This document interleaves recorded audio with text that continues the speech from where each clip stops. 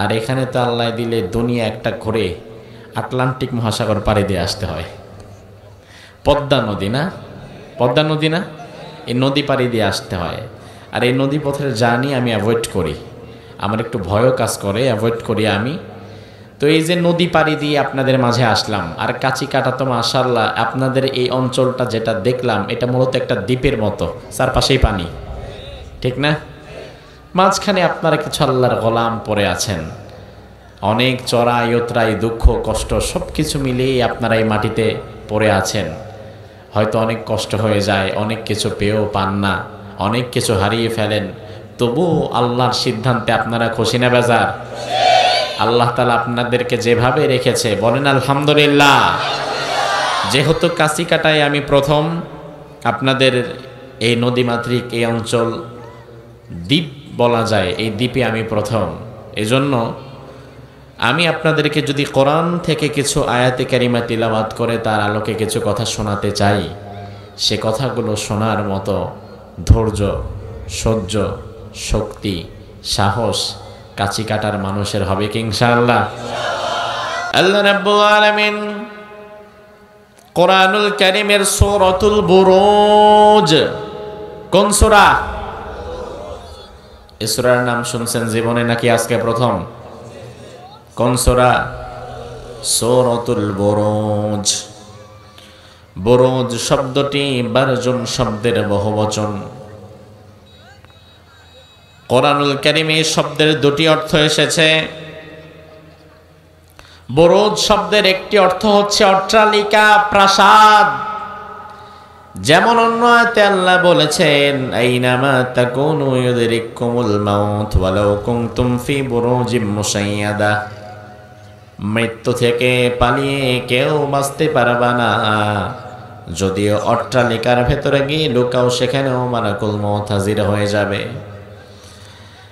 আর বুরুজ শব্দের আরেকটা অর্থ হচ্ছে আকাশের নক্ষত্ররাজি। এই সূরার মধ্যে বুরুজ শব্দকে আল্লাহ তাআলা সুবিশাল আকাশের নক্ষত্ররাজি বলে বুঝিয়েছেন। প্রথম আয়াতের মধ্যে আল্লাহ বললেন, ওয়াস-সামাই যাতিল বুরুজ, আমি আল্লাহ তাআলা আসমানের তারকা সমূহের কসম করলাম। ভালো করে বোঝেন, কসম করলেন কে? বোঝেন কথা, কসম করলেন কে?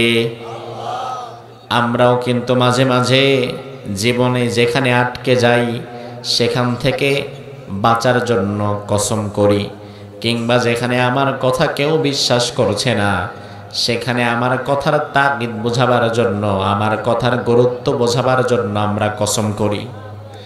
আমাদেরকে যখন বলা হয় আপনি এটা করছেন, এই অপরাধ আপনি করেছেন, আমি যদি বলি না আমি করি নাই, 2-3 বার বলার পরেও যদি বিশ্বাস না করে, তখন আমরা বলি আল্লাহর কসম আমরা এটা করি নাই। আল্লাহর কসম বলার পরে অবিশ্বাসের আর সুযোগ নাই। স্বাভাবিকত আমাদের কসম আর আল্লাহর কসমের মধ্যে একটা পার্থক্য আছে। আমরা আমাদের কথাকে বিশ্বাস করানোর জন্য, সত্যায়ন করানোর জন্য কসম কাটি, কিন্তু আল্লাহ কসম কাটলেন কেন? আল্লাহ কেন কসম করলেন? আল্লাহর কথা কি বান্দা হিসাবে আপনাদের বিশ্বাস হয় না? কথা হয় না? তাইলে যদি হয়, তাইলে আপনাকে আল্লাহ তাআলা কসম কাটলেন কেন? আল্লাহর কথা তো আপনি বিশ্বাস করতে বাধ্য, না বিশ্বাস করলে তো আপনি ঈমানদারই নয়। তাইলে আল্লাহ তাআলা, আপনি বান্দা, আপনার সামনে আল্লাহ কসম করলেন কেন? নিশ্চয়ই ভেতরে অন্য কোনো কারণ আছে না নাই? ভালো করে বুঝবেন, কোরআনে যত জায়গায় আপনি দেখবেন আল্লাহ কসম করেছেন, তখন আপনার কসমের সাথে আল্লাহর কসমকে মিলাতে যাবেন না। আপনি কসম করেন কথাকে সত্যায়ন করানোর জন্য, আর আমার আল্লাহ কসম করে ধমক স্বরূপ। আল্লাহর কসম হচ্ছে ইটস আ থ্রেট, ধমক। আল্লাহ বলছে ওয়াস-সামাই যাতিল বুরুজ, আমি আল্লাহ তাআলা আকাশ এবং জমিনের মালিক। আমি নিজে কসম করলাম আমি আল্লাহ তাআলা আকাশ এবং জমিনের মালিক, আমি তারকারাজির কসম করলাম। সুবহানাল্লাহ। লক্ষ্য করেন, কসম নাম্বার 1, 1 নাম্বার আল্লাহ কসম করলেন তারকারাজির। তাহলে জবাব দেন, কসম করলেন কে? কিসের কসম? এই তো মাশাআল্লাহ তাফসীর বুঝতেছেন, কিসের কসম? এরপরে 2 নাম্বার আয়াতে আল্লাহ বললেন ওয়াল ইয়াউমিল মাউউদ, আমি আল্লাহ কসম করলাম প্রতিশ্রুত দিবসের। প্রতিশ্রুত দিবস মানে কিয়ামতের দিনের। 2 নম্বরে আমি আল্লাহ বললাম, আমি আল্লাহ কসম করলাম কিয়ামতের দিনের। তাইলে কসমটা কয়বার পাইলাম? মনে আসেনি? প্রথমবার আল্লাহ কসম করেছিলেন, তবে কিসের কসম? তারা তারা তারা স্টার। এই তারকা আকাশে তাকালে, আজকের আকাশেও তারকা দেখা যাচ্ছে, আপনি তাকালে দেখবেন কোটি কোটি কোটি কোটি দেখা যায়। আপনার রব এই তারকাগুলার কসম করেছেন 1 নম্বরে। 2 নম্বরে আপনার রব কসম করেছেন কিসের? কিয়ামতের দিনের কসম। তাহলে কসম পেয়েছেন কয়টা? এরপরে আল্লাহ 3 নম্বরে বললেন ওয়াশাহিদিন ওয়া মাশহুদ, আমি আল্লাহ শাহিদ মাশহুদের কসম করলাম। শাহিদ এবং মাশহুদ আবার কি জিনিস? মুফাসসিরিনে কেরাম আবু মুসা আল-আশআরী রাদিয়াল্লাহু আনহু বলেছেন, শাহিদ হচ্ছে জুমার দিন, মাশহুদ হচ্ছে আরাফার দিন। জুমার দিনের গুরুত্ব সপ্তাহের 7 দিনের মধ্যে বেশি, আর আরাফার দিনের গুরুত্ব বছরের সকল দিনের মধ্যে। তাইলে আল্লাহ তাআলা 3 নম্বরে বললেন, আমি আল্লাহ জুমার দিন এবং আরাফার দিনের কসম করলাম। আমি একটু আপনাদের মেধা যাচাই করব, শুরু থেকে জবাব দেন আলোচনা মনে থাকলে। আল্লাহ মোট কয়বার কসম করে ফেলেছেন? জোরে। 1 নম্বরে কসম করেছেন কিসের? তারকার। 2 নম্বরে কিয়ামতের দিন, আর 3 নম্বরে আরাফার দিন এবং জুমার দিন। 3 বার আল্লাহ কসম করেছেন। তার মানে আপনি কি মনে করেন কথাগুলো সহজ? আল্লাহ তাআলা 3 বার আপনাকে ধমক দিচ্ছেন, সাবধান করছেন। আল্লাহর কসম আর আপনার কসম এক না। আল্লাহর কসম হচ্ছে থ্রেট, ধমক। তার মানে 3 বার ধমক দিয়ে 4 নাম্বার বারে আল্লাহ যে কথা বলতে চান, এই কথার গুরুত্ব কি কম না বেশি? নয়তো 3 বার ধমক দিত না। যেহেতু 3 বার আল্লাহ ধমক দিয়েছে আমাকে, তার মানে অবশ্যই 4 নাম্বারে মোস্ট ইম্পর্টেন্ট কোনো কিছু আমাকে জানানোর জন্য আমার মালিক চাচ্ছে। 4 নাম্বারে তাহলে 3টা ধমক আল্লাহ যে আমাদেরকে দিলেন, দেওয়ার পরে এবার আল্লাহ আমাদেরকে কি বলে সেটা দেখেন। 3টা ধমক দিয়ে এবার আল্লাহ 4 নাম্বারে বললেন কুতিলা আসহাবুল উখদুদ, গর্তওয়ালা যারা, আসহাবে উখদুদ যারা, যারা গর্ত খনন করেছিল তারা ধ্বংস হয়ে যাক। আল্লাহ বদদুয়া দিলেন, লানত দিলেন। ভালো করে ভাই বোঝেন। প্রথমত 3 বার আল্লাহ রাগান্বিত হয়ে কসম করলেন। চতুর্থত গর্তওয়ালা যারা, যারা গর্ত খনন করেছিল তাদেরকে আল্লাহ তাআলা অভিশাপ দিলেন। আমার ভাইরা, বিষয়টা তো আমরা বুঝলাম না। কিরে ভাই, হঠাৎ করে দেখলি আল্লাহ 3টা ধমক দিয়ে দিল। 3টা ধমক দেওয়ার পরে আল্লাহ বললেন গর্তওয়ালা যারা তারা ধ্বংস হয়ে যাক। এখন কোন গর্তওয়ালাদের উপরে আল্লাহর এত রাগ? কোন গর্তওয়ালাদেরকে আল্লাহ ধমক দিচ্ছে? কোন গর্তওয়ালাদের উপরে আল্লাহর এত অভিমান, আল্লাহর এত ক্ষোভ, আল্লাহর এত ক্রোধ?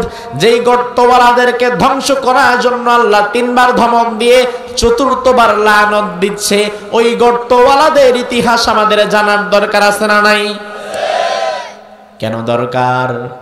শুধু শুনবেন আর মজা পাবেন এজন্য নয়। কারণ কোরআন আপনার এই ঘটনা শোনায় মজা দিতে চায় না, কোরআন আপনার ইতিহাস শোনায় মজা দিতে চায় না। বরং কোরআন হচ্ছে ইন হুয়া ইল্লা যিকরুল লিল আলামিন। কোরআন হচ্ছে দুনিয়ার মানুষের জন্য নসিহা, উপদেশ। তার মানে কোরআন থেকে যা শুনবেন সব কিছু উপদেশের নিয়তে শুনবেন, কারণ ইতিহাস ঘুরে ঘুরে বারবার করে আসে। আপনি যদি শিক্ষা না নেন তাহলে পূর্বের জালিমদের হয়েছে যেই হাল আপনারও হয়ে যাবে সেই হাল, ঠিক কিনা? আমার ভাইয়ের, আল্লাহর হাবিব সাল্লাল্লাহু আলাইহি ওয়াসাল্লাম একদিন নামাজের পরে সাহাবায়ে কেরামদেরকে বললেন, সাহাবীরা, এই যে সূরা বুরুজ আমার উপরে নাজিল হয়েছে, এই সূরার মধ্যে আল্লাহ তাআলা গর্তওয়ালাদের একটা ঘটনা আমাকে জানিয়ে দিয়েছে। তোমরা কি সেই গর্তওয়ালাদের ঘটনা জানতে চাও নাকি? সাহাবায়ে কেরাম বললেন, ইয়া রাসূলুল্লাহ, অবশ্যই জানতে চাই। আল্লাহর হাবিব বললেন, তাহলে শোনো।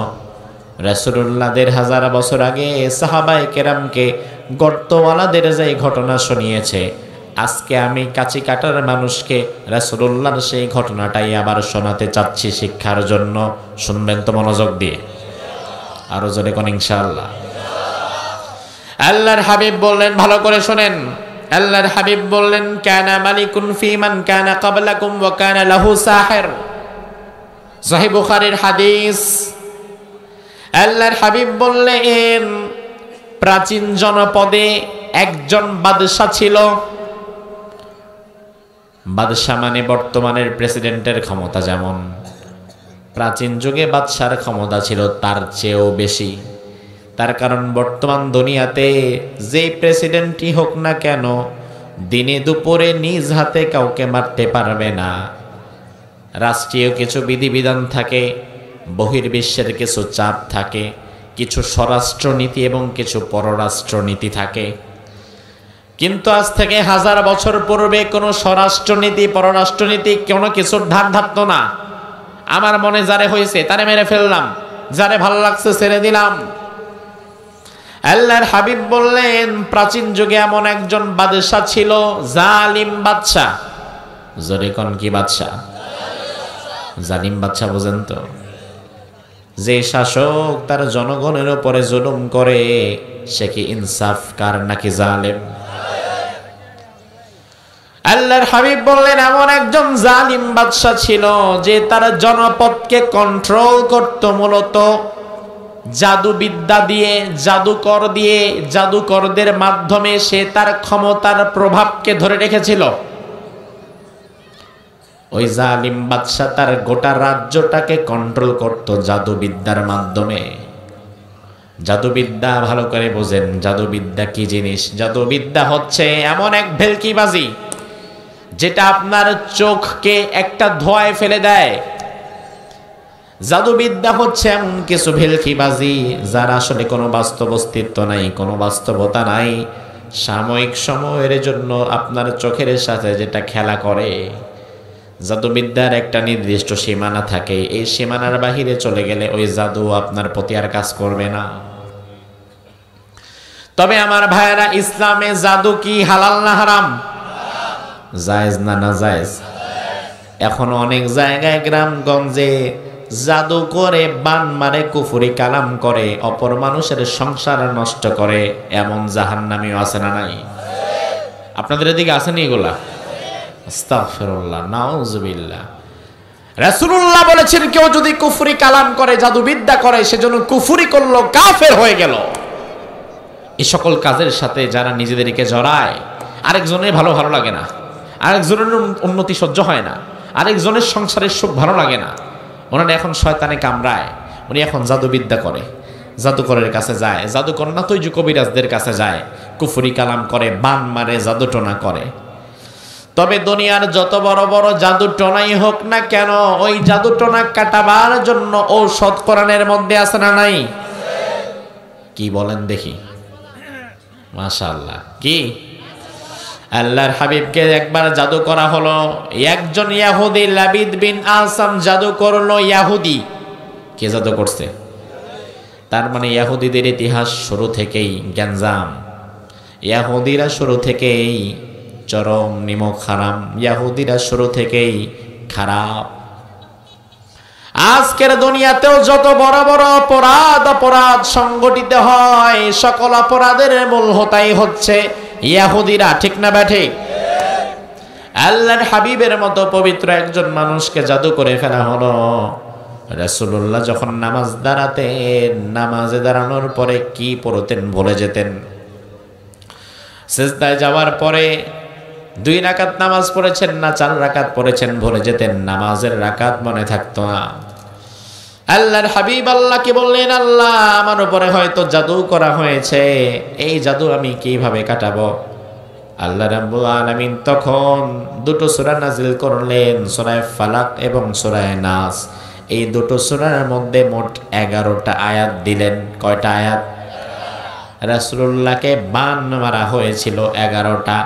আল্লাহর হাবিব বললেন, ও নবী 2টি সূরা দিলাম, 11 আয়াত বিশিষ্ট এই 2টি সূরা যখন আপনি পড়বেন, সকালে যদি আপনি পড়েন সন্ধ্যা পর্যন্ত সারা দিন রহমতের ফেরেশতা আপনার চাদর দিয়ে ঘিরে রাখবে। আবার যদি সন্ধ্যা বেলায় পড়েন সকাল পর্যন্ত পাহারা দিবেন কে? দুনিয়ার কোন জাদুবিদ্যা আপনার কোনো ক্ষতি করতে পারবে?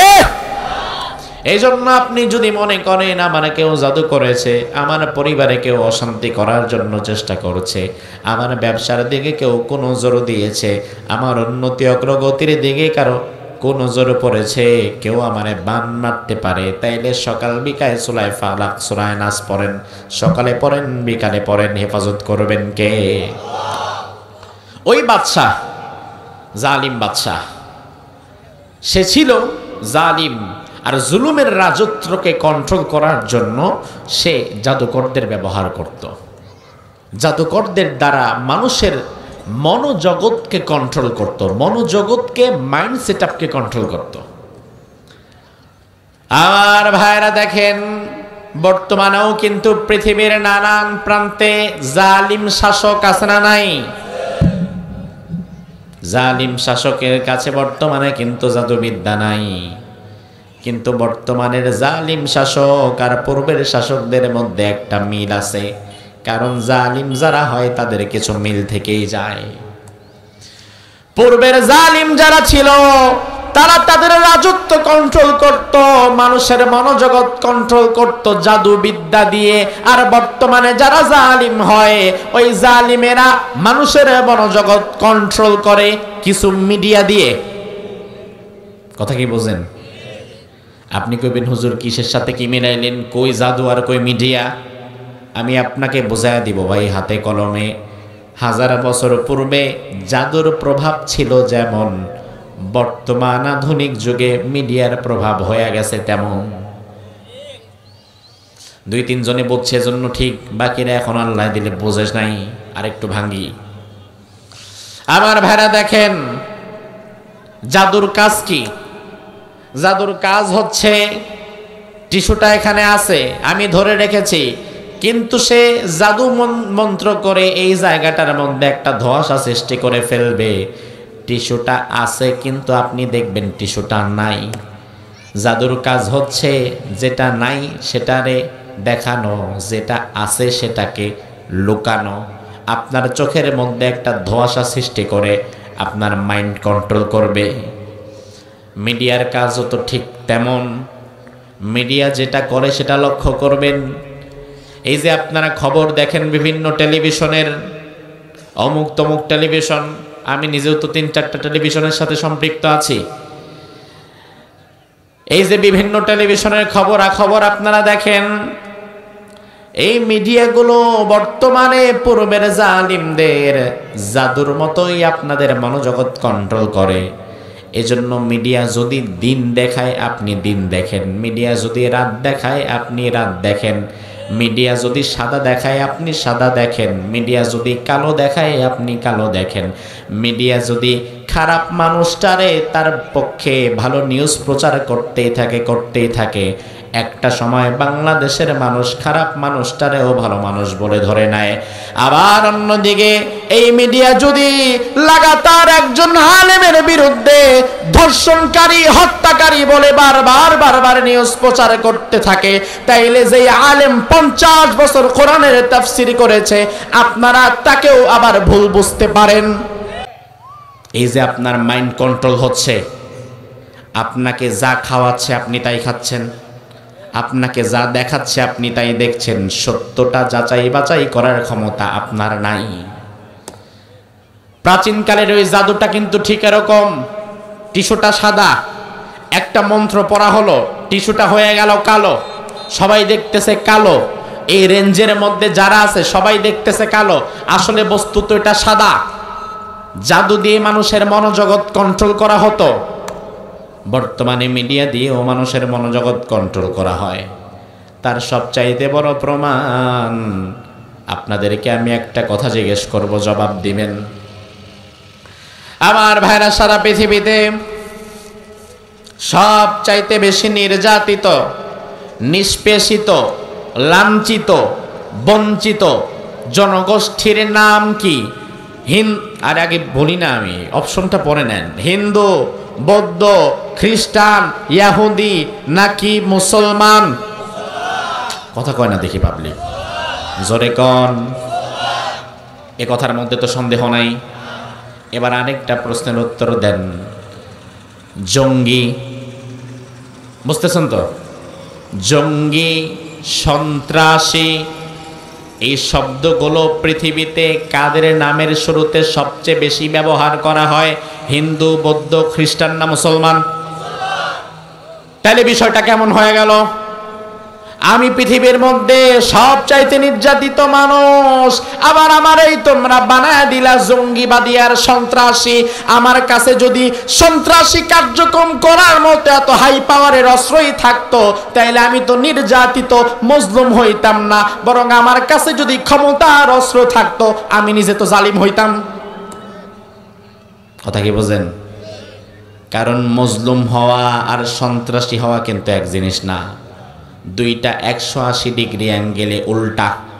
যে মজলুম হবে সে সন্ত্রাসী হতে পারবে না, আর যে সন্ত্রাসী হয় সে মজলুম হতে পারে না। কিন্তু গোটা দুনিয়াতে আমরাই নির্যাতিত, আমরাই বঞ্চিত। আমার মিডিয়াওয়ালারা আমাদেরকেই বানায় দিছে আমরাই নাকি জঙ্গি। অথচ ভাইরা আমার, প্রকৃতার্থে যারা মুসলমান, এক আল্লাহকে যারা বিশ্বাস করে, তাদের মতো ধৈর্যশীল দুনিয়াতে আর কেউ নাই। আমরা মুসলমানেরা, আমরা যদি জঙ্গিবাদী আর সন্ত্রাসবাদী হইতাম, আমরা যদি ভিন্ন ধর্মের মানুষদেরকে মেরে মেরে নিজের ধর্মে আনার চেষ্টা করতাম, তাইলে ভারতবর্ষে মুসলমান 800 বছর শাসন করেছে। 800 বছর শাসন করার পরেও ভারতবর্ষে হিন্দুর চাইতে মুসলমানের সংখ্যা কম ছিল কেন? কম থাকাই প্রমাণ করে 800 বছর যারা শাসন করেছে ভারতবর্ষে, ওই মুসলমান কোনদিন জোর করে একজন বিধর্মীকেও কালিমা পড়ায় নাই। কিন্তু এখন ভারতের দিকে তাকান, জোর করে মুসলমান তার গলা চেপে ধরে জয় শ্রীরাম বলাচ্ছে, এমন ঘটনাও আছে না নাই? নাকি আপনারা জানেন না? জীবনে কিছু জানেন এগুলা? 2019-এর পরে আমি আর ভারতে ঢুকি নাই। আনুষঙ্গিক ব্যস্ততা, আরো কিছু কারণে ভারতে আর যাই নাই। 2019-এর আগে মিনিমাম 25টা মাহফিল আমি করেছি ভারতে। ভারতের এমন জায়গা কমই ছিল যেখানে আমার যাওয়া হয় নাই। কোরআনের তাফসীর করার জন্য ছুটে যেতাম, 19-এর পরে আর যাই নাই। সেখানে আমার ভাইরা এমন একটা দৃশ্য আমি একবার দেখেছিলাম, আপনাদের সাথে আজকে শেয়ার করি। মাহফিল ছিল পশ্চিম মেদিনীপুর, একটা জায়গা আছে নাম পশ্চিম মেদিনীপুর, কলকাতা এয়ারপোর্ট থেকে আরো 150 কিলোমিটার ভেতরে, পশ্চিমবঙ্গ। সেখানে আমি গেলাম, মাহফিল করলাম। গভীর রাত পর্যন্ত তাদের মাহফিল হয়, আলোচনা হয়। মাহফিল শেষ করলাম, মোনাজাত করলাম। এবার আমাকে আমার রুমে নিয়ে যাওয়া হলো। শত শত মুসলমান ভাইরা দেখা করতে আসলো, সবার সাথে মুসাফা করেছি, দেখা করেছি। কিছু সময় পরে একজন মানুষ আসলো। সবাই তো আসে, আমার আগে সালাম দেয়, আমি শুধু উত্তরটা নিয়ে মুসাফা করে বিদায় দেই। অনেক মানুষ লাইনে দাঁড়িয়ে আছে। এমন একজন আমার সামনে আসলো যে আমারে আর সালাম দেয় না। আমার সালাম দেওয়াটা বাধ্যতামূলক না, সালাম আজ চাইলে আমি আগেই দিতে পারি। এখন সে যেহেতু সালাম আমারে দেয় নাই, সালামটা আমি আগেই নিজেই দিলাম। আমি তাকে আসসালামু আলাইকুম বললাম, দেখি তার কাছ থেকে কোনো জবাব নাই। আপনি কাউরে একবার সালাম দিয়েছেন, ওই বেটা যদি জবাব না নাই আপনার মনে চাইবো যা বেটা তোরে আর সালাম দিব না কোনোদিন, ঠিক না? আমি তাকে সালাম দিলাম, জবাব নিল না। আমি মনে করলাম সে হয়তো শুনতে পায় নাই, আর একটা সালাম দেই। আমি আবার সালাম রিপিট করলাম, জবাব নাই। কিছু সময় পরে আমি দেখলাম তার চোখ দিয়ে দর দর দর দর করে পানি ঝরছে। পাশ থেকে আরেকজন বলল, হুজুর কারে সালাম দিয়ে উত্তর খুঁজেন? আপনি যারে সালাম দিয়েছেন তার নাম হচ্ছে নওশাদ, আমাদের মুসলিম ভাই নওশাদ। তার বাড়ি ছিল গুজরাট। শুধুমাত্র গরুর গোশত তার বাসার ফ্রিজে পাওয়া গেছে এমন সন্দেহের দ্বারা কট্টরপন্থী গুজরাটের হিন্দুরা তার জিহ্বার অগ্রভাগটা কেটে দিয়েছে। সে যখন হা করেছে তার মুখটা দেখে আমি অবাক হয়ে গেলাম। সামনের জিহ্বার এতটা অংশ নাই, কথা বলবে কিভাবে? গরুর গোশত ফ্রিজে পাওয়া গেছে, সন্দেহের বশে জিহ্বা কেটে দিয়েছে। আমাদের জন্য অনেক খাবার আছে যেগুলো হারাম, যেমন শুকর খাওয়া, কিন্তু হিন্দু ভাইদের জন্য কি হারাম নাকি? কথা কয় না। বাংলাদেশে হিন্দু বসতি অনেক জায়গায় আছে, তারা শুকর পালন করে এবং শুকর খায়, আপনারা জানেন তো। কিন্তু হিন্দুরা শুকর খেয়েছে, এই জন্য কোনো হিন্দুরে কোনোদিন জিহ্বা কাইটা দিছে এমন খবর বাংলাদেশে একটাও আছে নাকি? তোমরা আমাদেরকে সম্প্রীতি কি শেখাবা? আজ দেখি ভারতীয় হাই কমিশন আমাদেরকে সম্প্রীতি শেখায়। আজ দেখি ভারতের পররাষ্ট্রমন্ত্রীরা আমাদেরকে সম্প্রীতির কথা বলে। আজ দেখি ভারতের মন্ত্রী এমপিরা আমাদেরকে বলে বাংলাদেশে হিন্দুদের উপরে অত্যাচার বাড়ছে, নির্যাতন বাড়ছে, এই হচ্ছে সেই হচ্ছে, আপনারা কি একটু সম্প্রীতি শিখতে পারেন না আমাদের থেকে? অথচ আমি তো বলি ভাই, আমার দেশের সম্প্রীতি যতটা আছে তার 16 ভাগের 1 ভাগও ভারতে নাই। কথা কয় না পাবলিক? আছে? তাইলে সম্প্রীতি কি ওদের থেকে আমার শেখা দরকার? কথা বলেন, নাকি আমার থেকে ওরা শিখবে? বেটা তোদের যদি শিখতে হয় তোরা আমার থেকে শিখ, কারণ তোদের থেকে সম্প্রীতি শেখার কিছুই নাই। সম্প্রীতি যা যা সেটা আমার নবী আমারে শিখিয়ে দিয়েছে, ঠিক কি না? বাংলাদেশের বয়স হয়ে গিয়েছে 53 বছর। 71 সাল থেকে নিয়ে আজ 2024 সাল পর্যন্ত এই 53 বছরে বাংলাদেশে হিন্দু এবং মুসলমানের যেই মিল, হিন্দু এবং মুসলমানের যেই সহাবস্থান, সাম্প্রদায়িক সম্প্রীতি পৃথিবীর অন্য কোনো দেশে এই নজির নাই। কারণ এই দেশের জনসংখ্যার দিক থেকে 92 ভাগ হচ্ছে মুসলমান। 92 ভাগ কি? হিন্দু হচ্ছে 5 ভাগ, আর বৌদ্ধ চাকমা বারমারা মিলে 3 ভাগ। তাইলে হিন্দু বেশি, বৌদ্ধ বেশি না মুসলমান বেশি? বেটা আমরা যদি ভারতের গুজরাটের মতো মারমুখী সন্ত্রাসী আচরণ করতাম, তাইলে 53 বছরে কোনো হিন্দুর বসতি থাকা তো দূরের কথা, কোনো হিন্দু ঠিক মতো এই দেশে অক্সিজেনও পাইতো না। আমাদেরকে কিসের সম্প্রীতি শেখাও? বরং এই দেশ তো সম্প্রীতির দেশ। আওয়ামী লীগ, বিএনপি, জামাত, জাতীয় পার্টি ক্ষমতায় যারাই আসুক না কেন, হিন্দুদেরকে কি আমরা মাইরা ভারত পাঠাই নাকি? বরং হিন্দুদের সাথে আমরা মিলে চলি। সাধারণ হিন্দুদের সাথে আমাদের কোনো শত্রুতা নাই। ঘরের পাশে হিন্দু, দোকানের পাশে হিন্দু, বাজারে 100 দোকানের মধ্যে 10টা দোকান থাকে হিন্দুর। মুসলমানও বিক্রি করে, হিন্দুও বিক্রি করে, কারো মাঝে কোনো হিংসা বিদ্বেষ। এটাই সম্প্রীতি। এজন্য তুমি পাশের দেশ থেকে আমার সম্প্রীতি শেখাতে আসবা না। ভারতীয় মিডিয়াগুলা দেদার সে প্রতিদিন মিথ্যা নিউজ প্রচার করছে। বাংলাদেশের অবস্থা খারাপ, আল্লাহ আল্লাহ তাড়াতাড়ি বাংলাদেশে বাঁচাইতে হবে, বাংলাদেশের প্রত্যেকদিন হিন্দুদেরকে জবাই করা হচ্ছে, প্রত্যেকদিন হিন্দুদেরকে মারা হচ্ছে, এই করা হচ্ছে সেই করা হচ্ছে। অথচ সবগুলা কথা ডাহা, মিথ্যা। মিথ্যা মিথ্যা না সত্য? বরং হিন্দুদেরকে বিগত 1 মাসে আপনারা জবাই করেছেন একটাও? বাহিরের খবর জানি না, আপনাদের সখীপুরে কি হিন্দু 2-4টা নাই? আমি জানি না, তো আপনারা জবাব দেন, আছে না নাই? মারছেন কয়টারে? কথা বলেন। মারবেন কেন? মারা তো নিষেধ। আমার ধর্ম তো আমাকে তাকে আঘাত করা শেখায় নাই। মারা তো নিষেধ, আপনি মারবেন কেন? মারেন নাই, এটা সাক্ষী তো আপনারা দিলেন। অথচ গত সপ্তাহে ইসকনের কট্টরপন্থী হিন্দু সন্ত্রাসীরা চট্টগ্রামে আমার এক ভাই সাইফুল ইসলাম আলিফকে জবাই করেছে, এমন ঘটনাও আছে না নাই? তারপরেও তো আমরা ধৈর্য ধরে আছি, আমরা আইন নিজের হাতে তুলে নেই নাই। বাংলাদেশের মুসলমানেরা ধৈর্যকে বাদ দিয়ে একবার যদি উগ্রপন্থী আর সন্ত্রাসী আচরণ করত, 53 বছরে কোন হিন্দুর কবরও কি আর খুঁজে পাওয়া যেত নাকি? আজ ভারতীয় মিডিয়াগুলা দেদারসে মিথ্যা সংবাদ প্রচার করছে যে বাংলাদেশে হিন্দুরা নিরাপদ না, তাদেরকে মেরে ফেলা হচ্ছে, জামাত বিএনপি সমানে তাদেরকে মারতেছে। অথচ প্রত্যেকটা কথা মিথ্যা। বিগত 2-4 মাসে বাংলাদেশে কোনো হিন্দুর উপর আক্রমণ হয়েছে এমন নজির নাই, এমন ইতিহাস নাই।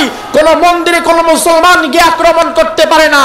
আল্লাহকে যারা বিশ্বাস করে, পরকালকে যারা বিশ্বাস করে, তারা কখনো মন্দিরে আক্রমণ করতে পারে না। বরং কখনো যদি মন্দিরে কেউ আক্রমণ করে, তাহলে মাঝে মাঝে খবর এমন পাওয়া যায় নিজেই আক্রমণ করে মুসলমানের ঘাড়ে দোষটা পায়। আমারই দোষ দাও? মন্দির আক্রমণ করা, মূর্তি ভাঙা, তোমার গায়ে হাত দেওয়া ইসলাম আমরা শেখায় নাই। তবে হ্যাঁ, আমি গায়ে পরে তোমার সাথে লাগতে আসবো না, কিন্তু মামা তুমি আবার আমার সাথে লাগতে এসো না। আমার দুর্বলতাকে, আমার সরলতাকে, নীরবতাকে তুমি দুর্বলতা ভাববা না। গতকাল আমরা দেখলাম কয়েক হাজার হিন্দু চলো বাংলাদেশ নামে একটা ব্যানার করেছে। এই ব্যানারে র্যালি করে, গাড়ি নিয়ে, শোডাউন দিয়ে তারা এখন সিলেটের বর্ডারে অবস্থান করছে। তারা চাচ্ছে বর্ডার খুলে দাও, আমরা বাংলাদেশে গিয়ে মুসলমানদেরকে মেরে আমাদের হিন্দু ভাইদেরকে রক্ষা করব। শখ কত না? চিন্তা করেন, শখটা কত যে বর্ডারটা খুলে দাও, আমরা বাংলাদেশে গিয়ে যুদ্ধ করব, বাংলাদেশে গিয়ে আমার ভাইদেরকে বাঁচাবো। আমরা বলি পাগল হইছো ঠিক আছে, কিন্তু বাসায় কি জানে? পাগল যে হইছো কোন সেন্টিমিটারের পাগল?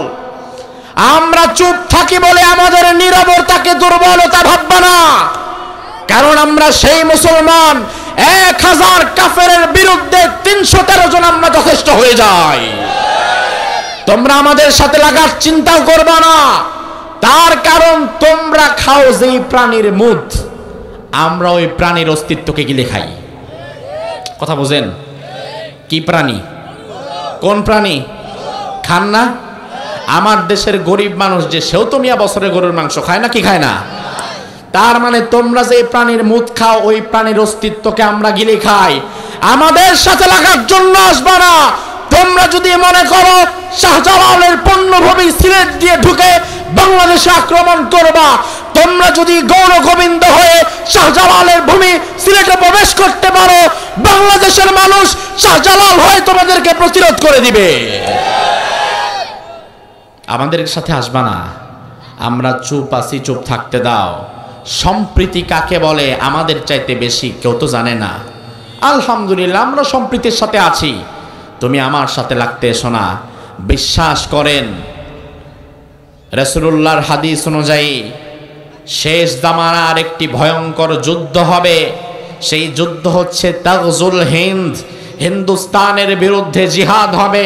এই জিহাদের দ্বারা ভারত টুকরা টুকরা হয়ে যাবে, ভেঙে খান খান হয়ে যাবে। ভারত যদি মনে করে বাংলাদেশের মতো ছোট্ট ভূখণ্ডকে আমরা গিলে খাবো, বাংলাদেশ ভারতের পেটে ঢুকে এক পাশ দিয়ে ঢুকে আরেক পাশ দিয়ে বের হয়ে যাবে। এটা সেই দেশ যেই দেশের মানুষ খুব নরম। আবার চেতা দিলে এদের চাইতে বেশি গরম আর কেউ না, ঠিক কিনা? আমার ভাইরা, তার কারণ হচ্ছে দুনিয়ার কাউরে আমরা ভয় করি না। ভয় করি কাকে? এক আল্লাহকে যারা ভয় করে, এক আল্লাহকে যারা ভয় করে চলে, দুনিয়ার সব কিছু তাদের ভয় পায়। আর যারা এক আল্লাহকে ভয় করে চলে না, যারা গরুর সামনে মাথা নত করে, সাপের সামনে মাথা নত করে, যারা মূর্তির সামনে মাথা নত করে, দুনিয়ার সব কিছু তাদেরকে আরো ভয় দেখায়, ঠিক না? আমার ভাইরা লক্ষ্য করেন, প্রাচীন জনপদের সেই বাদশাহ, জালিম বাদশাহ, মনে আছে না নাই? মানুষের বনজগৎ কন্ট্রোল করত কি দিয়ে? আরো জোরে গণ। তার রাজ্যের সব চাইতে বড় জাদুকর যিনি, হাদিসের মধ্যে রাসূল বলেন ফালাম্মা কাবিরা, ওই জাদুকর বুড়া হয়ে গেছে। কারণ আপনি জাদু করেন আর যাই করেন না কেন, আপনার হায়াত আপনি বাড়াতে পারবেন না। আপনার হায়াত যেটা সেটা নির্ধারণ করে দিয়েছেন কে? ওই জাদুকর যখন বুড়া হয়ে গেছে, ওই বুড়া জাদুকর এবার বাদশার কাছে এসে বলল, ও বাদশা, সারা জীবন আপনার নুন খেয়েছি, গুণ গেয়েছি, আপনার জন্য কাজ করেছি, তবে আমার মনে হয় আমি আর বেশি দিন বাঁচব না, আমার হায়াত ফুরিয়ে এসেছে। আপনি একজন যুবককে আমার কাছে পাঠান, যেই যুবককে আমি জাদুবিদ্যা শিখিয়ে দেব, যেন পরবর্তীতে আপনার কাজে লাগতে পারে।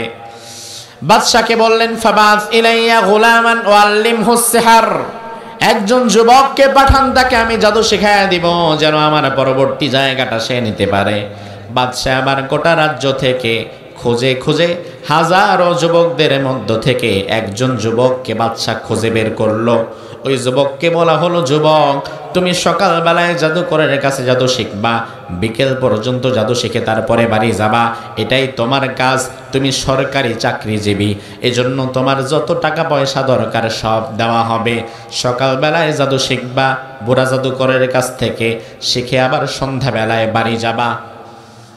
আমার ভাইয়ের একটা বিষয় লক্ষ্য করেন তো, জাদু তো যারে খুশি তারে শেখানো যায়, জাদু তো বুড়া মুরব্বীকেও শেখানো যায়, তবে বাদশা কেন বুড়া মানুষকে জাদু না শিখিয়ে, ওই জাদুকর কেন বুড়া কোনো মানুষকে জাদু না শিখিয়ে একজন যুবক তরুণকে জাদু শেখাতে চাইল? তার কারণ যুগে যুগে জালিমের টার্গেট আমাদের মতো মুরব্বীদের না, যুগে যুগে জালিমদের টার্গেট হচ্ছে যুবকদের প্রতি। কারণ তারা ভালো করেই জানতো, যুবকদের যদি একবার বিপথে আনা যায়, নষ্ট করে ফেলা যায়, যেই জাতির যুব সমাজ নষ্ট হয়ে যায়, এই জাতি কোনোদিন অন্যায়ের বিরুদ্ধে মাথা তুলে দাঁড়াতে পারে না। অন্যায়ের প্রতিবাদ করে তরুণেরা, অন্যায়ের প্রতিবাদ করে যুবকেরা, কিন্তু যুবক এবং তরুণ তারা যদি অন্যায়ের বিরুদ্ধে না দাঁড়ায়, এই জাতির মধ্য থেকে কেউ দাঁড়ায় না। এজন্য যুগে যুগে জালিমদের টার্গেট ছিল যুব সমাজ। যুবকদেরকে ডেকে আনা হলো, এর মধ্য থেকে বাছাই করে একজন যুবককে নিয়ে যাওয়া হলো। এই যুবক প্রতিদিন ওই জাদুকরের কাছ থেকে জাদুবিদ্যা অর্জন করছে। একদিন যুবক সকালবেলায় জাদুবিদ্যা অর্জন করতে গিয়েছে, সারা দিন জাদু শিখেছে। সন্ধ্যাবেলায় বাড়ি যাওয়ার সময় যুবক দেখলো পাহাড়, একটা বিরাট উঁচু পাহাড়, এই পাহাড়ের নিচে একটা গুহা। পাহাড়ের নিচে যদি গর্ত থাকে এটাকে বলা হয় পাহাড়ের গুহা। অতীত যুগে পাহাড়ের গুহার নিচে মানুষ আশ্রয় গ্রহণ করত, বিশ্রাম নিত। যুবক দেখলো একটা পাহাড়ের গুহা। যুবক এবার চিন্তা করলো, যাই পাহাড়ের গুহায় আমি একটু বিশ্রাম নেই। পাহাড়ের গুহায় যখন যুবক গেল, যাওয়ার পরে যুবক সেখানে আরেকজন মানুষকে উপস্থিত দেখতে পেল। যাকে দেখতে পেল সে একজন মুরব্বী, চুলগুলো সাদা, শ্বশ্রুমণ্ডিত, দাড়িগুলো সাদা, ধবধবে পোশাক পরিহিত। যুবক যখন পাহাড়ের গুহায় গেল, ওই বৃদ্ধ মুরব্বী যুবককে দেখার পরপরই সবার আগে সালাম দিয়ে দিল। সুবহানাল্লাহ কোন কি দিল? সালাম। যুবক কোনোদিন এর আগে সালাম শুনেও নাই। এবার যুবক অবাক হয়ে গেল, আপনি কে? ওই বুড়া মুরব্বী বলল, আনা রাহেব। রাহেব হচ্ছে মুসলিম ধর্মে ধর্মীয় জ্ঞানে যারা গুণান্বিত জ্ঞানী তাদেরকে বলা হয় আলেম। আর খ্রিস্টীয় ধর্মীয় জ্ঞানে যারা গুণান্বিত আলেম তাদেরকে বলা হতো রাহেব, মানে পাদ্রী। আপনাদের বোঝার সুবিধার্থে আমি আলেম শব্দটাই ব্যবহার করি। ওই মুরব্বী বলল আমি একজন আসমানি গ্রন্থের আলেম। যুবক বলল আসমানি গ্রন্থ আবার কি জিনিস? তার মানে এই যুবক আসমানি গ্রন্থ কি জানেও না। এবার ওই মুরব্বী বলল আসমানি গ্রন্থ যেটা আল্লাহর পক্ষ থেকে আসে। যুবক বলল মানিল্লাহ, আল্লাহর পক্ষ থেকে আসে মানে আল্লাহ আবার কে? তার মানে ওই যুবক আল্লাহকে চিনতো না, আল্লাহর পরিচয় জানতো না। এবার এই পাদ্রী রাহেব যিনি, তিনি তারে বলল বাবা একদিনে তো সব কথা তো মানে বলা যাবে না, কারণ অভিজ্ঞ ডাক্তার একদিনে হাই পাওয়ারের ওষুধ আপনারে দিবে না, অল্প অল্প দিয়ে ট্রাই করে পরে আসলটা দিবে। কারণ একদিনে হাই পাওয়ারের ওষুধ দিলে রোগী এটা অ্যাডজাস্ট করতে পারবে না। ওই যুবক যেহেতু আল্লাহকে জানে না, তার মানে এই যুবক পরিপূর্ণ আখেরাত বিমুখ, পরকাল কি বোঝে না, আল্লাহকে চিনে না। একদিনে সব বললে যুবক গোলায় ফেলবে, আস্তে আস্তে বলা লাগবে।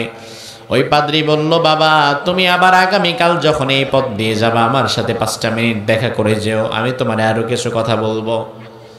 এই যুবক এবার সারা রাত চিন্তা করলো কি ব্যাপার, আসমানি কিতাব কি জিনিস আর আল্লাহ বাবার কি জিনিস। আগামীকাল সবার আগে আমি যখন জাদু শিখতে যাব, জাদু শিখতে যাওয়ার সময় আমি আগে তার কাছে গিয়ে আল্লাহর পরিচয়টা জানতে চাইব। যুবক এবার পরের দিন যখন জাদুবিদ্যা অর্জন করতে যাচ্ছিল, যাওয়ার পথে যুবক ওই পাদ্রী ওই আলেম গুহার ভেতরে যিনি আশ্রয় গ্রহণ করেছেন তার সাথে দেখা করলেন। দেখা করার পরে বললেন হুজুর আমার একটু বলে দেন আল্লাহকে। এবার এই আলেম বলল বাবা আল্লাহ হচ্ছেন তিনি আল্লাহু রাব্বি ওয়া রাব্বুকুম, আল্লাহ হচ্ছে আমার রব, আল্লাহ তোমার রব, আমাদের সবার রব। আমাদের সবার রবের নাম কি? যুবক বলে এটা আবার কি জিনিস শোনাইলেন? আমি তো জানি আমাদের রব হচ্ছে আমাদের রাজ্যের যিনি বাদশাহ তিনি আমাদের খোদা, আপনি আবার অন্য কি নতুন কথা শোনালেন? ওই আলেম বলল না বাবা, যেই বাদশাহ তোমাকে রবের পরিচয় দিচ্ছে সে মূলত তাগুত, সে আসলে রব না, আমাদের প্রকৃত রব যিনি তিনি কে? এবার যুবক প্রতিদিন জাদু শেখে সকালবেলায়, আবার সন্ধ্যাবেলায় বাড়ি যাওয়ার সময় আলেমের কাছে কিছু সময় বসে। তাইলে নেগেটিভ পজিটিভ দুইটাই ভেতরে ঢুকতেছে। একদিকে জাদুকরের নেগেটিভ কর্মকাণ্ড, অন্যদিকে ওই আলেমের পজিটিভ কিছু কথা। যুবক এবার একদিন দোটানায় পড়ে গেছে, কনফিউশনে পড়ে গেছে। যুবক চিন্তা করলো আচ্ছা অনেক দিন তো হয়েছে, আমি জাদুও শিখলাম আবার কিছু দোয়া কালামও শিখলাম, কিন্তু আসলে আমি বুঝতে পারছি না ওই জাদুকরের কথা সত্য নাকি আলেমের কথা সত্য, আমি তো বুঝতে পারছি না, আমি তো দিশেহারা হয়ে গেলাম। একবার মনে হয় জাদুকরের ভেলকিবাজি সত্য, আবার আলেমের কাছে আসলে মনে হয় আলেমের কথা সত্য। আপনারা দেখি বলেন কথা সত্য কি জাদুকরের নাকি আলেমের? কিন্তু যুবক বুঝতে পারছে না। আমার ভাইরা কেউ যদি আল্লাহকে মন থেকে খুঁজে বের করতে চায়, ওই লোকটা যদি সুদূর আফ্রিকার জঙ্গলে পড়েও থাকে, আল্লাহ তাআলা সেখানেই তাকে হেদায়েতের পথ বলে দেয়। আল্লাহু আকবার। এবার তার প্রমাণ নেন। যুবক কিন্তু দোটানায় পড়ে গেছে, সঠিক এবং ব্যাঠিক আলাদা করতে পারছে না। ইন দ্য মিন টাইম যুবক একদিন এই রাস্তা দিয়ে যাচ্ছে, যাওয়ার সময় দেখলেন, রাসূল বললেন যুবক যাওয়ার সময় দেখলেন ফাইদা হিয়া দাব্বাতুন নাযীমা, বিরাট ভয়ঙ্কর একটা প্রাণী মানুষের চলাচলের রাস্তা আটকে আছে। জঙ্গলের বিরাট একটা হিংস্র প্রাণী মানুষের চলাচলের রাস্তা বন্ধ করে আছে, মানুষ চলাচল করতে পারছে না এই রাস্তা দিয়ে। সব মানুষ দূর থেকে পাথর মারে, তীর মারে, বর্ষা বল্লম দিয়ে গুতাগুতি করে, এই প্রাণীর চামড়ায় লাগেও না, গন্ডারের চামড়ার চাইতেও মোটা। আবার এত ভয়ঙ্কর প্রাণী কেউ এটার কাছে যায়ও না। এখন দূর থেকে প্রাণীটাকে দেখেছে, যুবক চিন্তা করেছে আজকে একটা কাজ করি, আমি আজকে ট্রাই করে দেখব ওই জাদুকরের জাদুবিদ্যা সত্য নাকি ওই আলেমের কথাগুলা সত্য, এটা আজকে পরীক্ষা করার দিন। এবার যুবক পরীক্ষা করার জন্য প্রথমে একটা পাথর নিয়েছে। পাথর নিয়ে জাদুকরের শেখানো যত মন্ত্র ছিল সব মন্ত্রগুলা পড়ে একসাথে ফু দিছে। সব মন্ত্র পরে ফু দিয়ে এবার এই পাথরটাকে ওই প্রাণী বরাবর মেরেছে। পাথরটা গিয়ে প্রাণীর শরীরে লেগেছে, কিন্তু প্রাণীটা টেরও পায় নাই। যুবক কয়, কিরে, জাদুবিদ্যায় তো কাজ হইল না। এবার দেখি ওই আলেমের শেখানো দোয়া দূরে দিয়ে কিছু হয় নাকি। যুবক এবার আরেকটা পাথর নিয়েছে। পাথর নিয়ে এবার যুবক বলে, আল্লাহ, আমি জানি না আসলে আমার কোনো রব আছে কিনা বা ইলাহ আছে কিনা। আমাকে জাদুকর এক জিনিস শেখায়, আলেম আরেক জিনিস শেখায়, তবে আমি আজকে দোটানায় পড়ে গেছি। এই যে পাথরটা আমি হাতে নিলাম, আল্লাহুম্মা ইন কানা আমরুস সাহির আহাব্বা ইলাইকা মিন আল্লাহুম্মা ইন কানা আমরুর রাহিব আহাব্বা ইলাইকা মিন আমরিস সাহির ফাকতুল হাযিহি দাব্বা। কি চমৎকার কথা দেখেন। যুবক বলে, আল্লাহ, এই যে পাথরটা হাতে নিলাম, এবার আল্লাহর কথা যদি সত্য হয়, জাদুকরের শেখানো কথা যদি মিথ্যা হয়, তাইলে আমার মালিক আমার আল্লাহ, তুমি দয়া করে মায়া করে তোমার ক্ষমতা দিয়া এই পাথরটা গায়ে পড়ার সাথে সাথে এই প্রাণীটাকে মেরে ফেলে দাও। আল্লাহর ক্ষমতা আছে না নাই? আমার ভাইরা দেখেন মজার বিষয়, যুবকটা পাথরটা নিয়েছে, দোয়াটা পড়েছে, ফু দিয়ে পাথরটা ছুঁড়ে মেরেছে। পাথরটা যখন গিয়ে প্রাণীর শরীরে লেগেছে, সাথে সাথে ওই প্রাণীটা জায়গায় মরে গেছে। আরো জোরে কোন। আমার ভাইয়েরা, আজকের ঘটনার পরে এই যুবকের বিশ্বাস কি আল্লাহর প্রতি কমছে না বাড়ছে? যুবক কিন্তু এখন আর দোটানায় নাই, যুবক কিন্তু এখন আর সন্দেহের মাঝে নাই। এই দিন থেকে যুবক জাদুকরের কাছে যাওয়া বাদ দিয়ে দিছে। যা বেটা, ভুয়া ভুংবাং কয়, আসলে কামেন না। তাইলে যার কথা কাজে লেগেছে তার কাছে যাওয়ার আগ্রহ তার বেড়েছে। যুবক এবার সাথে সাথে ওই আলেমের কাছে চলে গিয়েছে, গিয়ে বলল, আলেম, তুমি আমারে কি দোয়া শিখালা, কেমন রবের পরিচয় দিলা, যে রবের দোয়া পড়ার পরে আমি যখন আজকে এটা করলাম, জাদুবিদ্যা যেখানে কাজ করলো না, সেখানে তোমার শেখানো দোয়া দিয়ে আল্লাহ তাআলা এই প্রাণীটাকে সরিয়ে দিয়েছে। আমার ঈমান মজবুত হয়ে গিয়েছে, আমি ইসলাম গ্রহণ করতে চাই। আমার ঈমান মজবুত হয়েছে, আমি পরকালের প্রতি বিশ্বাস করে নিলাম, আমি আমার আল্লাহর প্রতি বিশ্বাস করে নিলাম। আমার ভাইয়েরা, এই ঘটনা যাদের সামনে ঘটেছে, যেই মানুষগুলো দেখেছে যুবক একটা পাথর দিয়ে প্রাণীকে মেরে ফেলেছে, ওই মানুষগুলো তো এখন এই যুবকরে বিরাট বড় আল্লাহর ওলি খাজা বাবা মনে করা শুরু করছে। ওরে বাবা রে বাবা, দেখছো নি ক্ষমতা কারে কয়, পাথর দিয়া দেখি বিরাট প্রাণী মেরে ফেলে, তার মানে তো নিঃসন্দেহে বিরাট অলি। এবার এই মানুষগুলো রাত্রিবেলায় সবাই যুবকের কাছে লাইন ধরছে, পানি পড়া, তেল পড়া, অমুক পড়া, তমুক পড়া, খালি পড়া দাও। যুবক দেখে মানুষের লাইন, কি ভাই কি লাগবে। প্রাচীন ওই যুগে মানুষের দুইটা অসুখ, দুইটা রোগ বেশি হতো। একটা হচ্ছে কুষ্ঠরোগ আর একটা হচ্ছে অন্ধত্ব। মানুষ কুষ্ঠরোগী হয়ে যেত আর অন্ধ হয়ে যেত। মানুষরা এসে বলল, ও যুবক, তোমার দেখলাম অনেক ক্ষমতা, তুমি যদি তোমার ক্ষমতা দিয়ে আমার অন্ধ চোখটাকে ভালো করে দিতে পারো, আমার কুষ্ঠরোগটাকে সঠিক করে দিতে পারো, সুস্থ করে দিতে পারো, তাইলে তুমি যা চাইবা তাই পাবা। যুবক বলল, ভাই রে, এটা বইল না, কারণ সুস্থ করার মালিক আমি না, সুস্থ করার মালিক কে? সন্তান দেওয়ার মালিক কি আমার পীর বাবা নাকি আল্লাহ? দুনিয়ার কোন মানুষের কাছে কি আল্লাহ এই ক্ষমতা দিয়ে রেখেছে নাকি? যুবক বলে, ভাই, আমার কোনো ক্ষমতা নাই, ইন্নামা লা আশফি আহাদান, আমি একজনকেও শিফা দিতে পারবো না। ইন্নামা ইয়াশফিল্লাহ, শিফা যদি দিতে চাই, সুস্থতা যদি করতে চায়, করবেন কে? তবে ভাই যেহেতু আশা নিয়ে আসছো আমার কাছে, ফাইন আনতা আমানতা বিল্লাহ দাউতুল্লাহ ফাশাফাক, তোমরা যদি এক আল্লাহর প্রতি ঈমান আনো আর মূর্তি পূজা, আগুন পূজা, বাগুন পূজা, বাদশা পূজা, সব পূজা বাদ দাও, শুধু এক আল্লাহর প্রতি যদি তোমরা ঈমান আনো, তাইলে আমি আল্লাহর কাছে সুপারিশ করব। আল্লাহ চাইলে তোমাদেরকে সুস্থ করেও দিতে পারেন। এবার তারা বলল, আচ্ছা আমরা আল্লাহর প্রতি ঈমান আনলাম, আমানতু বিল্লাহ, আল্লাহর প্রতি ঈমান আনলাম, বাদশাকে আর আমরা খোদা হিসাবে মানব না, এক আল্লাহরই আমরা মেনে নিলাম। এবার যুবক বলল, আল্লাহ এই মানুষগুলো তারা তাদের সঠিক প্রভুর সন্ধান পেয়েছে, ঈমান এনেছে, এখন মেহেরবানি করে তুমি তাদের সুস্থ করে দাও। যুবক দোয়া করতে দেরি, আল্লাহ সুস্থ করতে দেরি হয় নাই। আমার ভাইয়ের একটা বিষয় দেখেন, এখন এই রাজ্যে ঈমানদারের সংখ্যা দিন দিন কমছে না বাড়ছে? আরো জোরে কন। অথচ এই রাজ্যের অবস্থা কিছুদিন পূর্বে এমন ছিল যে মানুষগুলা প্রশ্ন করতো আল্লাহ কি জিনিস, যে মানুষগুলা আল্লাহর প্রতি ঈমান আনা তো দূরের কথা, যে মানুষগুলা আল্লাহকে চিনতো না। আল্লাহকে না চেনার কারণ কি?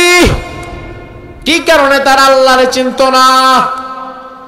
ও ভাই আমার, তার সবচেয়ে বড় কারণ হচ্ছে আসমানি কিতাবের ইলম ছিল ওই যুগে নিষিদ্ধ, এবং আসমানি কিতাবের আলেম যারা ছিল তাদেরকেও নিষিদ্ধ করে রাখা হয়েছিল, যার ফলে সমাজে আসমানি কিতাবের ইলমের চর্চাও ছিল না, আর আসমানি কিতাবের আলেমরা কথাও বলতে পারতো না, দিনের দাওয়াতও দিতে পারতো না।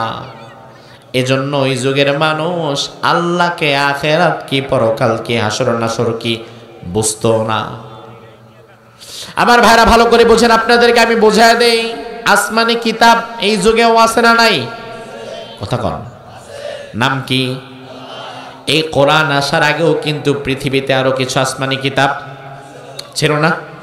তাওরাত, ইনজিল, জাবুর, আরো কিছু সুহুফ আসমানি কিতাব ছিল, সাহিফা ছিল। সর্বশেষ আসমানি কিতাব তো আল্লাহর কোরআন। আসমানি কিতাব যদি কোনো সমাজে না থাকে, আসমানি কিতাবের শিক্ষা যদি কোনো সমাজে নিষিদ্ধ হয়ে যায়, এই সমাজ থেকে বেশি দিন না, জাস্ট 25 বছর পর থেকেই নাস্তিক প্রজন্ম জন্ম হতে থাকবে। নাস্তিক মানে বুঝেন, যে আল্লাহরে চিনে না, বিশ্বাসও করে না, পরকালকে চিনে না, বিশ্বাসও করে না। আমার ভাইরা, তার কারণ হচ্ছে, ভালো করে বোঝেন, আমাদের রবকে সবাই জবাব দেন। আমাদের নবীর নাম কি? আর আমাদের ধর্মগ্রন্থের নাম কি? আমাদের ধর্মের নাম কি? তাইলে আমাদের রব আল্লাহ, আমাদের নবী মুহাম্মদুর রাসূলুল্লাহ, আমাদের ধর্ম ইসলাম, এই তিনটা উত্তর আপনারা মাশাআল্লাহ দিতে পেরেছেন। ও ভাইরা আমার, এবার একটু জবাব দেন, এই তিনটা উত্তর আপনি জানলেন কোন কিতাব থেকে? ক্লাস 5 বাংলা বই, ক্লাস 10 ইতিহাস বই, অনার্সের ভূগোল বই, তাইলে মাস্টার্সের অঙ্ক বই। আল্লাহ আমার রব, মুহাম্মদ আমার নবী, ইসলাম আমার ধর্ম, এই বিষয়গুলো আপনাকে জানিয়েছে যেই কিতাব, সেই কিতাবের নাম কি? ও ভাই আমার, এখন যদি কোরআন বাংলাদেশে ধরেন আজকে নিষিদ্ধ হয়ে গেল, কোরআনের শিক্ষা পরিপূর্ণ বন্ধ করে দেওয়া হলো, কোরআনের আলেমদেরকে ধরে ধরে ফাঁসির মঞ্চে ঝুলায় দেওয়া হলো, এমন কাজ যদি করা হয়, তাহলে আস্তে ধীরে ধীরে মানুষের মাঝ থেকে ধর্মীয় জ্ঞান কমে যাবে। প্রতি 25 বছরে এক একটা জেনারেশনের পরিবর্তন হয়। 25 বছর। আমার ভাইরা লক্ষ্য করেন, আমার বয়স যখন 22-23, আমার বাবা আমার বিয়ে করালো, বয়স যখন 25 তখন আমার সন্তান হলো, তাইলে আমার পরবর্তী প্রজন্ম দুনিয়াতে আসছে আমি আসার 25 বছর পর। আবার আমার সন্তান, তাকে আমি যখন 22-23-24 বিয়ে করাবো, 25 তার সন্তান হবে, তাইলে তার প্রজন্মটা আসছে আরো 25 বছর পর। তার মানে পৃথিবীতে প্রতি 25 বছর পরে একটা প্রজন্ম পরিবর্তন হয়। এখন এই প্রজন্মের মাঝে যদি আসমানি কিতাবের ইলম পরিপূর্ণ বন্ধ করে দেওয়া হয়, আসমানি কিতাবের শিক্ষা পরিপূর্ণভাবে যদি শেষ করে দেওয়া হয়, আর আসমানি কিতাবের আলেমদেরকে যদি ধরে ধরে জেলে বন্দি করা হয়, তাহলে 25 বছর পরে বাংলাদেশে যেই জেনারেশন আসবে, ওই জেনারেশন আল্লাহকে মানা তো দূরের কথা, আল্লাহকে চিনবেই না।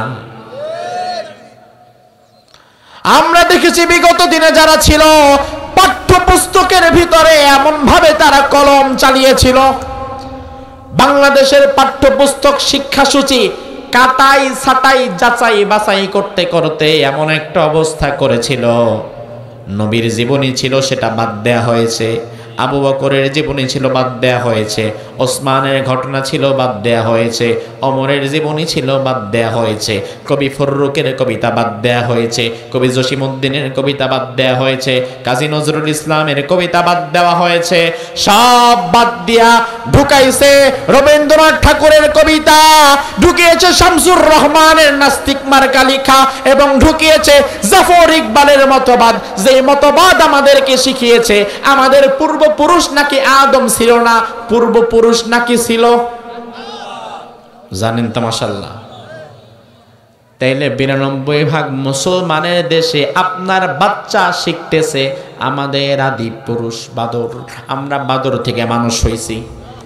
তার মানে আমরা তো ধরে নিতে পারি যারা ছিল পাঠ্যপুস্তকের দায়িত্বে তারা মূলত বাংলাদেশের মানুষকে ঈমান আমল নষ্ট করে নাস্তিক বানাবার জন্য কাজ করেছিল, ঠিক কি না? হ্যাঁ, এটি বান্দরের অবস্থা। আমার ভাইরা, আমার বাবা তো আদম, আমার আদি পুরুষ আদম, সেটা আল্লাহর কোরআনের মধ্যে আছে না নাই? আর তুমি যদি বলো আমার আদি পুরুষ বানর, আমি কি মানব? বরং তোমারটা বান্দর হইতে পারে, ঠিক না? তুমি যদি বলো তোমার আদি পুরুষ বান্দর, তোমারটা হইতে পারে, তবে আমি মানি না, কারণ আমার আদি পুরুষ আদম, সেটা বলেছেন কে? আমার ভাইরা দেখেন, ওই মানুষগুলো যুবকের কাছে এসেছে, যুবকের কাছে এসে বলল আমাদের জন্য আল্লাহর দরবারে দোয়া করেন যেন আমরা সুস্থ হই। যুবক বলল ঈমান আনো, ঈমান এনে তোমরাও দোয়া করো, আমিও দোয়া করব, সুস্থ করে দিবেন কে? এবার পুরো এলাকায় ছড়িয়ে গেল, ঈমানদারদের সংখ্যাও দিন দিন বেড়ে যাচ্ছে।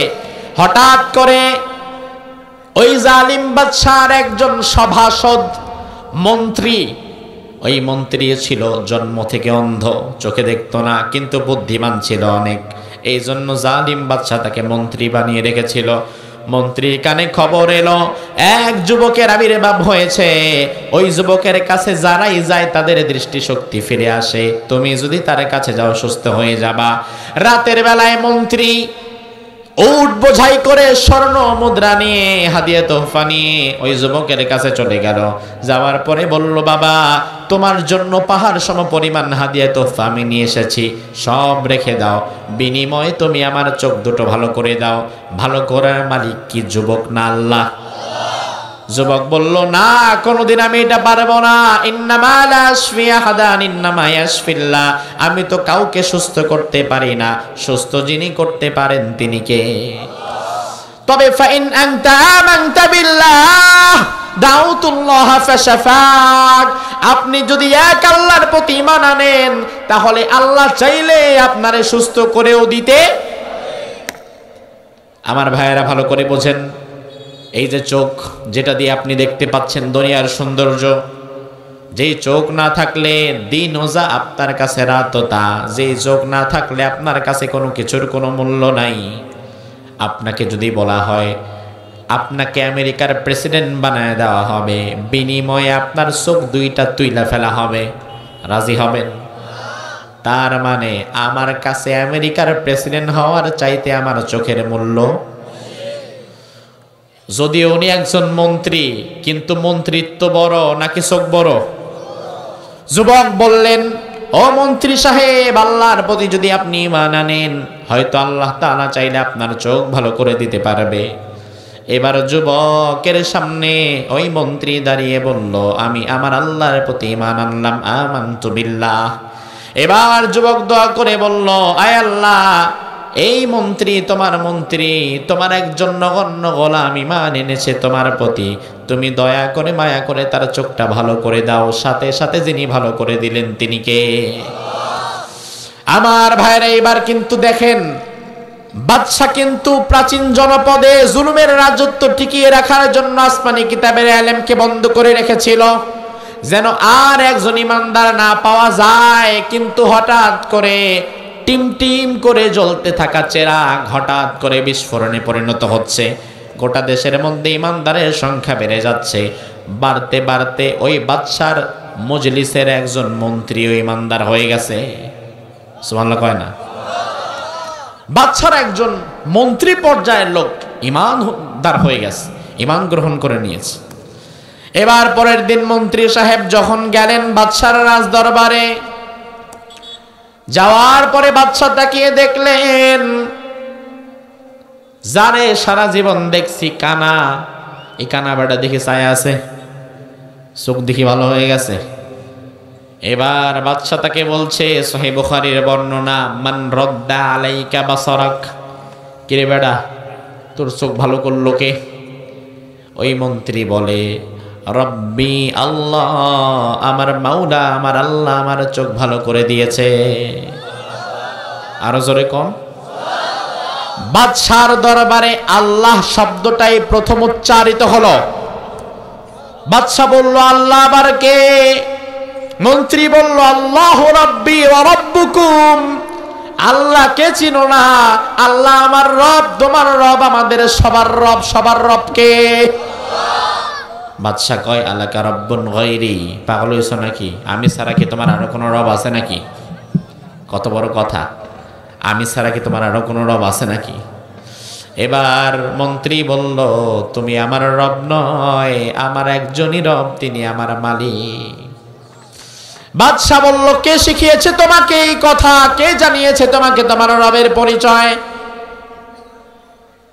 বলল, আমাকে শিখিয়েছে আপনি যাকে জাদুবিদ্যার জন্য কাজে লাগিয়েছিলেন ওই যুবক। ওই যুবক আমারে আমার রবের সন্ধান দিয়ে দিয়েছে। আমার ভাইরা, ঘটনা তো অনেক লম্বা। আমাদের পরবর্তী আলোচক যিনি, তিনি চলে এসেছেন। আল্লাহ তাআলা যদি আবার কখনো সুযোগ দেয়, কখনো সুযোগ হয়, সেদিন বাকি আলোচনা হবে। কারণ স্টেজে মেহমানকে বসিয়ে রাখা, কথা বলাটা ঠিক না।